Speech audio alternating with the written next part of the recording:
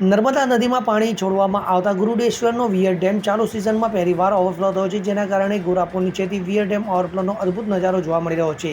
ત્યારે નર્મદા નદીનો પ્રવાહ પણ વધી રહ્યો છે, તો ઘેરા વાદળો વચ્ચે સુંદર મનમોહક દ્રશ્યો પણ સર્જાયા છે. તો પ્રવાસીઓને આકર્ષે તેવા દ્રશ્યો આકર્ષણનું કેન્દ્ર બનવા પામ્યા છે. તો બીજી તરફ સરદાર સરોવર ડેમમાં મોટા પ્રમાણમાં પાણીની આવક થતાં પાવર હાઉસ પણ ધમધમ્યા છે. તો રિવર બેઝ પાવર હાઉસના તમામ 6 યુનિટ શરૂ થતાં નદીમાં પાણી છોડવામાં આવી રહ્યું છે. તો સરદાર નર્મદા ડેમમાં પાણીની સપાટીમાં છેલ્લા 24 કલાકમાં ધરખમ વધારો નોંધાયો છે. તો છેલ્લા 24 કલાકમાં પાણીની સપાટી 2.85 મીટર વધી છે. ત્યારે ગત રોજ બપોરે 3 કલાકે સરદાર સરોવર નર્મદા ડેમમાં પાણીની સપાટી 133.26 મીટર પર પહોંચી હતી. તો ઉપરવાસમાંથી 3,88,683 ક્યુસેક પાણીની આવક નર્મદા ડેમ 80% ભરાઈ ગયો છે. તો રિવર બેડ પાવર હાઉસમાંથી 43,897 ક્યુસેક પાણી નદીમાં છોડાઈ રહ્યું છે, જ્યારે કેનાડેડ પાવર હાઉસમાંથી 10,020 ક્યુસેક પાણી છોડાઈ રહ્યું છે. દીપક જગતાપ સાથે CN24 ન્યૂઝ, રાજપીપળા. હવે જુઓ દેશ દુનિયાની તમામ ખબરો તમારી આંગળીના ટેરવે.